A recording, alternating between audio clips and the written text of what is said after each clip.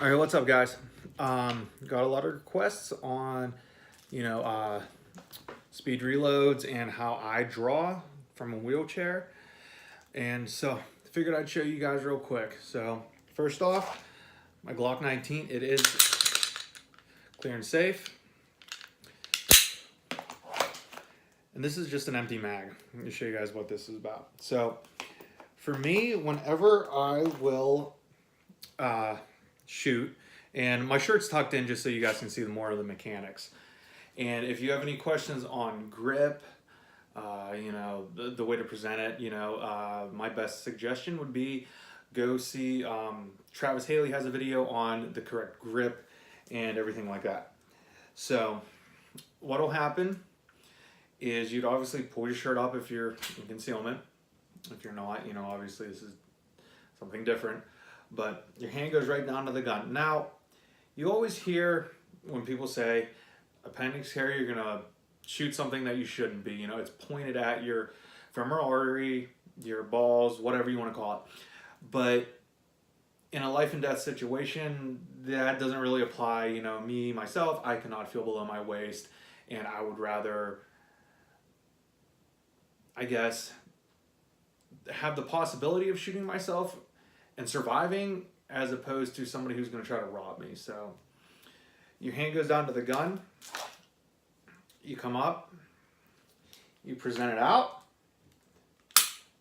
You heard that.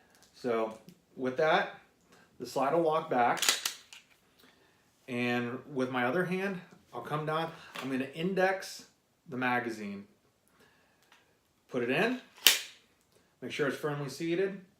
Now, because this is an empty magazine, it's not, the slide won't ride forward, so I'm going to drop the mag, power stroke it, come back up, fire again.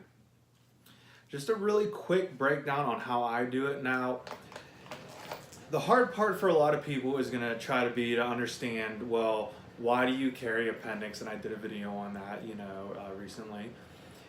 And I went over the multiple reasons why I carry it personally. I carry it all the time except for when I'm at work. But it's very easy to conceal, especially when you're in a wheelchair, because your shirt does flop over top of the firearm, and anything else you have on your waistband, extra mag, your firearm, whatever you want to call it.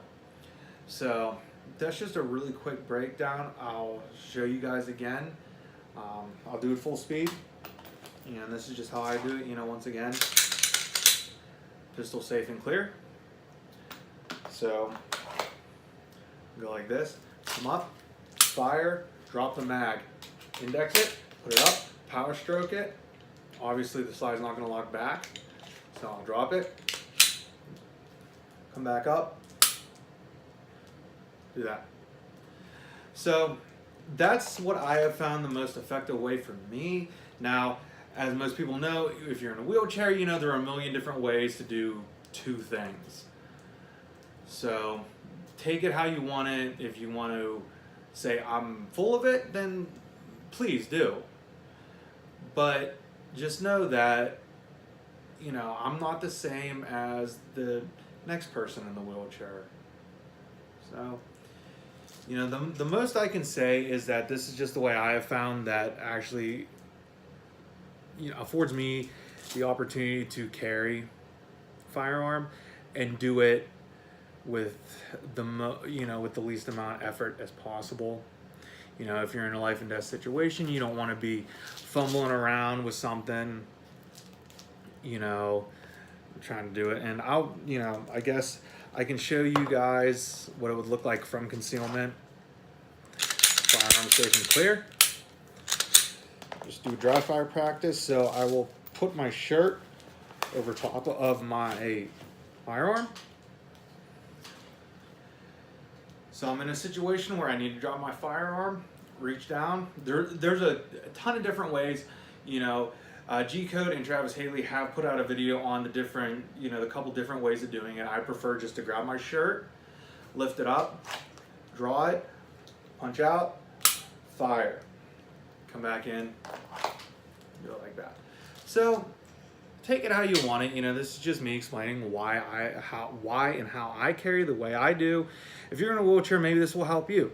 And if you're not, then, you know, hopefully this will bring some light into something. So, you know, thanks guys for watching. Please like and subscribe, and, you know, I'll work on doing another video soon. Thank you.